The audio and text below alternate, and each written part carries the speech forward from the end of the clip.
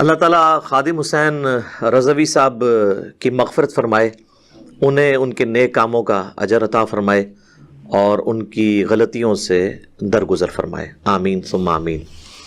میرے بھائیوں، اپنی تمام تر انسانی کمزوریوں کے باوجود خادم حسین رضوی صاحب کے بارے میں ایٹ لیسٹ اس بات پہ کنسنسس موجود ہے کہ انہیں اللہ کے محبوب سید الاولین والآخرین، شفیع المذنبین، رحمت للعالمین، سیدنا و مولانا امام اعظم محمد رسول اللہ صلی اللہ علیہ وآلہ وسلم کے ساتھ انتہا درجے کی عقیدت اور محبت تھی۔ خصوص بالخصوص جو ختم نبوت کا ایشو ہے، اس میں ان کی سینسٹیوٹی الحمدللہ باقی تمام علماء سے بڑھ کر تھی، اور یہ ان کا خاصہ تھا الحمدللہ۔ باقی ان کے ساتھ علمی اختلاف سب سے زیادہ اگر کسی نے کیا ہے تو وہ میں ہی ہوں ان کی اپنی زندگی کے اندر۔ علمی اختلاف اپنی جگہ، لیکن جب کوئی شخص دنیا سے چلا جاتا ہے تو پھر ہم اس کے لیے دعائے خیر ہی کریں گے کہ اللہ تعالیٰ اس کے لیے اگلی زندگی آسان فرمائے۔ لیکن اب بھی جہاں کہیں بھی کوئی علمی اختلاف آئے گا تو انشاءاللہ ہم اسے ضرور ہائی لائٹ کریں گے۔ اس کی بنیاد کے اوپر کسی کی تکفیر نہیں کریں گے، کسی پہ فتویٰ نہیں لگائیں گے، لیکن علمی اختلاف جو ہے یہ تو ہمارا حق ہے، اور چونکہ ٹاپ پرائورٹی اللہ اور اس کے محبوب صلی اللہ علیہ وآلہ وسلم کی مبارک تعلیمات ہیں، ان کو ہم نے پہلے نمبر پہ دیکھنا ہے۔ تو نبی صلی اللہ علیہ وآلہ وسلم کے ساتھ جو ان کی محبت تھی وہ ایک یونیک محبت، اس میں کوئی شک نہیں ہے۔ اس میں ظاہر ہے ان سے اختلاف کیا جا سکتا ہے کہ ایک معاملات کے اندر ایکسٹریم رویے یا عقیدے کے اندر بعض جگہ انتہائی غلو پایا جاتا تھا، وہ ہم اختلاف کرتے ہیں، لیکن اس میں کوئی شک نہیں ہے کہ ان کی ساری محبت اخلاص پر مبنی تھی، اور پوری زندگی انہوں نے اس کے لیے صرف کی، اس میں کوئی شک نہیں ہے۔ اور بریلوی مکتب فکر اس کو ایک دفعہ انہوں نے زندہ کر دیا اپنی جوش دار تقاریر کے ذریعے، لوگوں کا خون گرمانے والی گفتگو کے ذریعے، اور خصوص بالخصوص جو لوگ پنجابی زبان جانتے ہیں ان کو زیادہ ٹیسٹ آتا تھا ان کی گفتگو کا جو وہ پنجابی میں کرتے تھے۔ وہ ٹپیکل پنجاب کی جو ایک لینگویج میں اثر ہے اور چند الفاظ کے اندر، تو وہ ان کی ایک خاصیت تھی جس کی وجہ سے لوگ ان سے محبت کرتے تھے، اور اس کی پریکٹیکل اپلیکیشن آپ نے ان کے جنازے کی شکل میں دیکھ لی ہے۔ ان کا جنازہ جو ہے وہ یعنی پاکستان کی ہسٹری میں چند بڑے جنازوں میں سے ایک جنازہ ہوا ہے۔ ہفتے کے دن 11 بجے 21 نومبر 2020 کو، ڈیتھ ان کی 19 نومبر کو ہوئی تھی 2020۔ لاہور کی ہسٹری میں آج تک جتنے جنازے ہوئے ہیں ان میں یہ تیسرا بڑا جنازہ ہے، یعنی میرے علم کی حد تک۔ پہلا جنازہ 1979 کے اندر مولانا مودودی رحمہ اللہ تعالیٰ کا جنازہ تھا۔ اس وقت کے حالانکہ میڈیا کا دور نہیں تھا، پھر بھی اس کی چند ایک ویڈیوز ریکارڈڈ ہیں۔ اس طرح انٹرنیٹ کا دور نہیں تھا، نہ کوئی موبائل SMS تھا کہ لوگ پہنچتے، اس کے باوجود پاکستان کی ہسٹری میں وہ ایک بہت بڑا جنازہ تھا۔ قذافی اسٹیڈیم جو لاہور والا ہے یہ سارا بھرا ہوا تھا، اور اس کے باہر بھی لوگ موجود تھے 1979 کے اندر۔ اس کے بعد دوسرا بڑا جنازہ جو ہے وہ 2010 کے اندر ڈاکٹر اسرار صاحب کی جب ڈیتھ ہوئی، اس جنازے میں تو میں خود بھی شامل تھا، وہ بھی بہت بڑا جنازہ تھا، اس میں کوئی شک نہیں ہے۔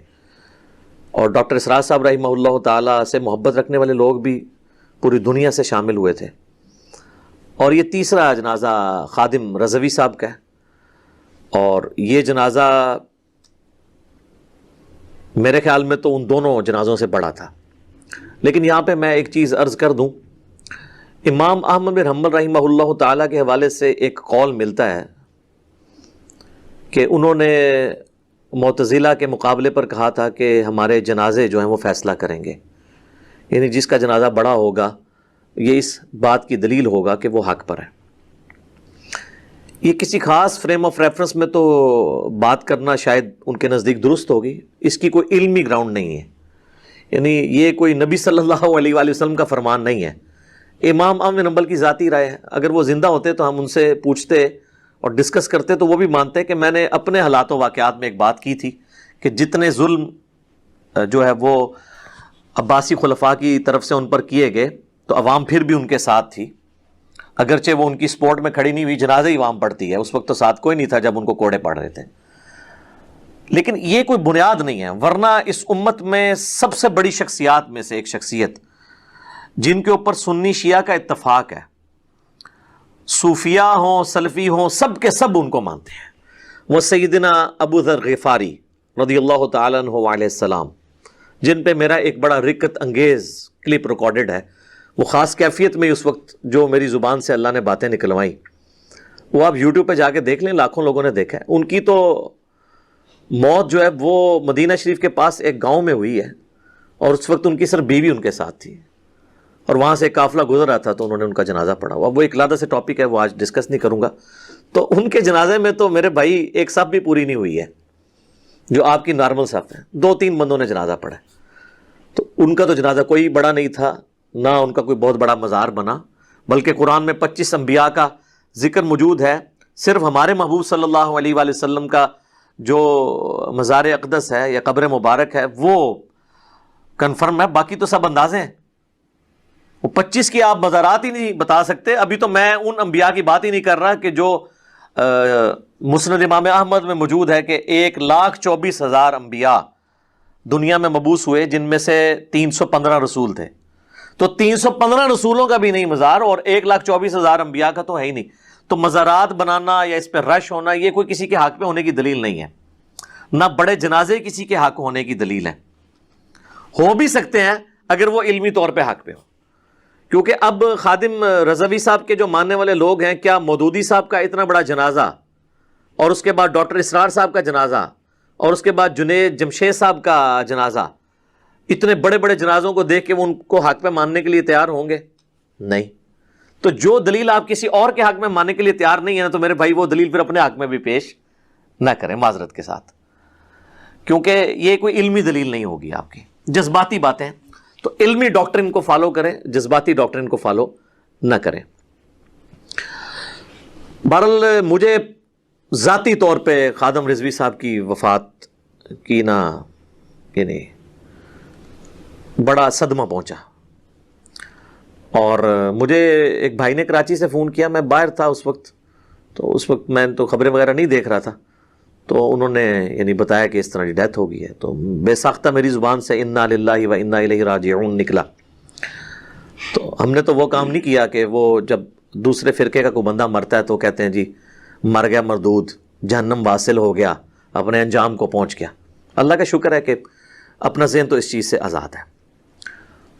تو جیسے مجھے پتا چلا میں نے عثمان بھائی کو فون کیا، اور میں دل میں سوچ رہا تھا کہ کیا میری تربیت کوئی اثر رکھتی ہے کہ نہیں. میں ان کے رسپانس کو چیک کر رہا تھا. ان کو جیسے ہی میں نے بتایا انہوں نے پڑھا انا للہ و انا الیہ راجعون. تو اس کا مطلب ہے کہ ہم نے جو لوگوں کی تربیت کی ہے واقعی وہ اثر ان پہ نظر آتا ہے. اللہ کا شکر ہے اتنی ہم نے یعنی تعصب سے لوگوں کو آزاد کیا ہے. یہ ٹیسٹ پوائنٹ تھا، یہ ایک بہت بڑا موقع تھا. یعنی خادم رضوی صاحب کا انڈائریکٹلی تو میں اور عثمان بھائی تو افیکٹ ہی ہیں، کیونکہ 2017 کے اندر جب میرے اوپر مرڈر اٹیمپٹ ہوئی تھی تو وہ انہی کی جماعت سے تعلق رکھنے والا بندہ تھا جس نے میرے اوپر مرڈر اٹیمپٹ کی تھی. اور عثمان بھائی اور میں دونوں افیکٹ ہی، ہم دو ہی یہاں پہ موجود تھے اس وقت. تو بہرحال اللہ تعالیٰ نے حفاظت کی. اور یہ میں پہلی دفعہ آن ایئر اس کو یعنی ڈسکس کر رہا ہوں، اس لیے نہیں کہ وہ فوت ہو چکے ہیں، ان کی زندگی میں مجھے کوئی ڈر تھا ان سے، اس لیے کہ میں نے پہلی بات کی کہ وہ اپنے آپ کو منسوب کرتا تھا، اور بعد میں ہم نے اسے معاف بھی کر دیا، کوئی پیسے شیسے نہیں لیے، بالکل معاف کر دیا.